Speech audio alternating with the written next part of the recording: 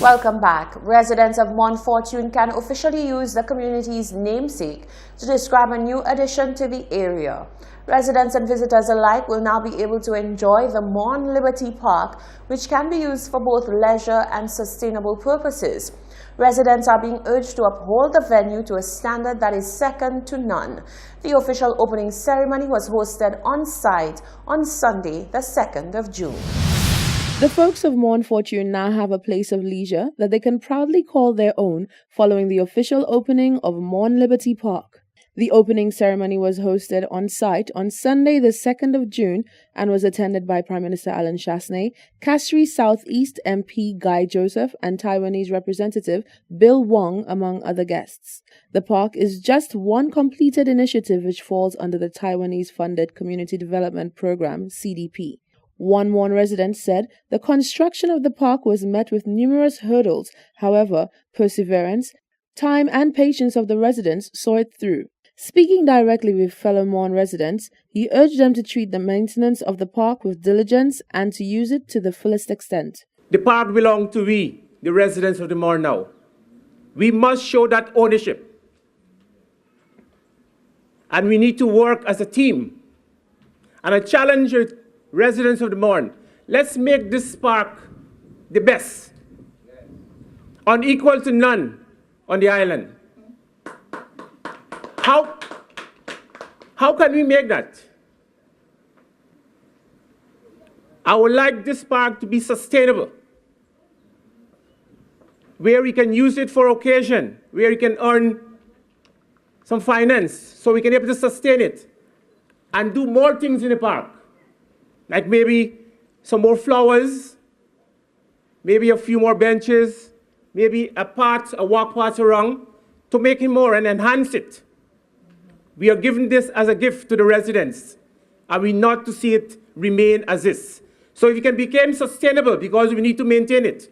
Singh expressed gratitude to District Representative Guy Joseph for striving hard to see the park through to completion. For his part, Joseph said being the second largest constituency in St. Lucia, both in population and size, help received from the Taiwanese to fund such initiatives goes a long way. Meeting the needs of every community would have its own challenge for any parliamentary representative. Whether it be the road infrastructure, the schools, the recreational facilities, the playing fields, you name it.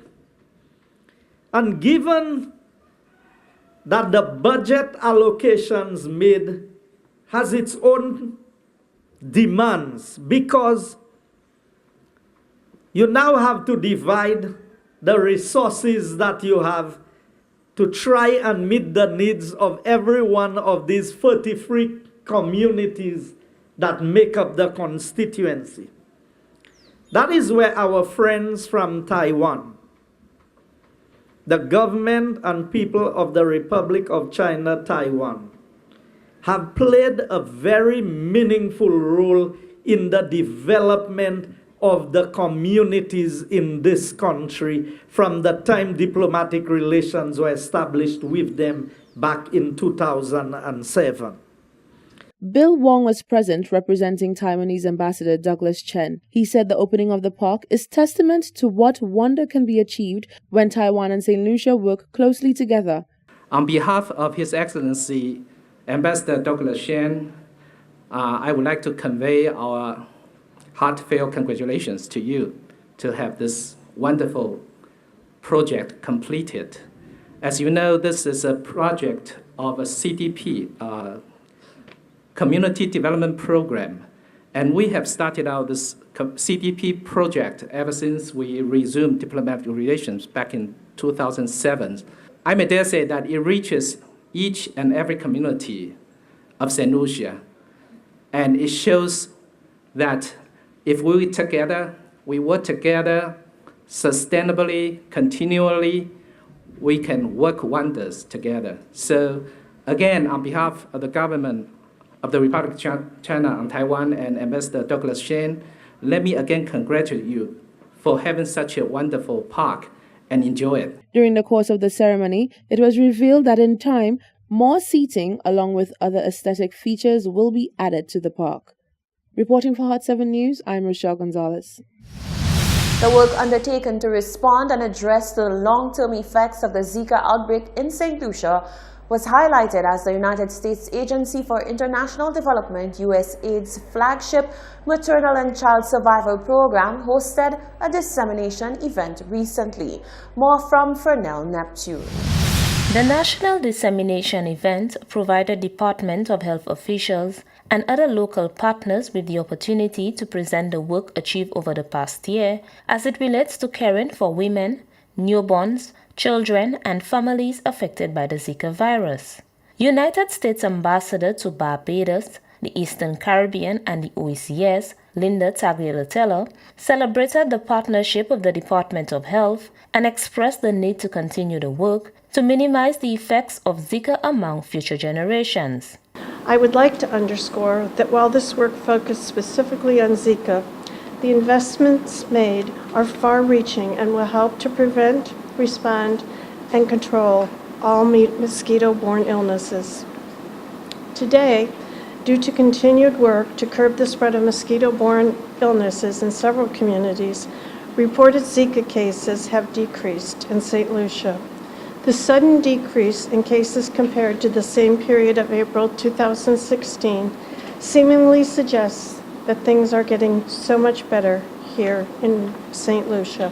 Permanent Secretary in the Department of Health and Wellness, Felix St. Hill, believes the support from the program is very important as it will assist with addressing the gaps in St. Lucia's health system. This multi-partner flagship program in support of the U.S. Agency for International Development priority goal of ending preventable child and maternal deaths fits quite nicely with our own initiative here in St. Lucia to develop and further our access to health care for children and women. The need to support countries to increase coverage and utilization of evidence-based, high-quality reproductive, maternal, newborn, and child health interventions at the household, community, and health facility levels cannot be overemphasized. St. Hill also called on the partners to remain committed to improving the approach towards healthcare, particularly the goal of ending preventable child and maternal deaths. Reporting from the Communications Unit of the Ministry of Health and Wellness, I am Fernell Neptune. The National Conservation Authority, NCA, is joining forces with the Ministry of Agriculture to tackle the resurgence of the dreaded sargassum seaweed from the island's coastlines. The exercise involved the handling and recycling of the seaweed from the densely covered seashores. The National Conservation Authority, NCA, has embarked upon an initiative to remove the troublesome sargassum seaweed from St. Lucia's coastlines. The exercise involved the handling and recycling of the seaweed from the densely covered seashores. To accomplish this mammoth task, the NCA, in collaboration with the Ministry of Agriculture and the Office of the Prime Minister, hosted a two-day training workshop at Vieux-Fort, Dennery, and Praslin from May 31st to June 3rd, 2019.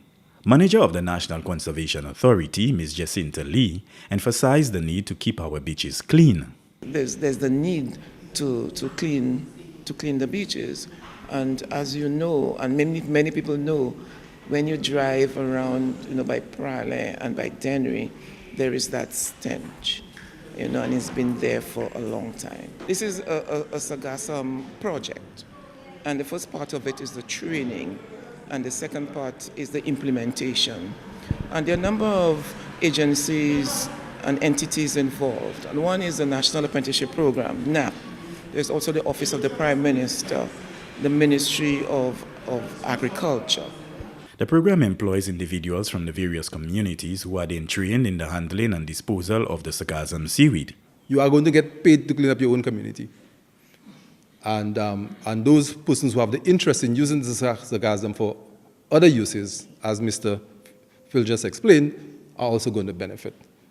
All right? And so in the course of the meeting, we'll discuss what is involved in employment for you, the things that you're going to expect, what we ourselves as the project leaders are expecting from you as well. The individuals who take part in this program receive a monthly salary of $850. Reported from the Ministry of Equity, Social Justice, Local Government and Empowerment, I am Chevroy Marius. Changes on the horizon within the Ministry of Local Government through the second phase of the Local Government Reform Sensitization Training Workshop. The facilitators of the exercise hope to make the sector more efficient, transparent, democratic, accountable and sustainable. The Ministry of Equity, Social Justice, Local Government and Empowerment has undertaken the second phase of the Local Government Reform Sensitization Training Workshop. Ms. Lenita Joseph is the Deputy Permanent Secretary in the Ministry of Equity, Social Justice, Local Government and Empowerment. Today we're actually having sessions with the mayors, the deputy mayors, the chairpersons, the deputy chairpersons and the clerks of councils so that we can build a more cohesive team, so that when we're ready to roll out our reform agenda, everybody's on the same page. I think it's important for us to have that human resource capacity that allows us to implement the agendas that have been set out for us.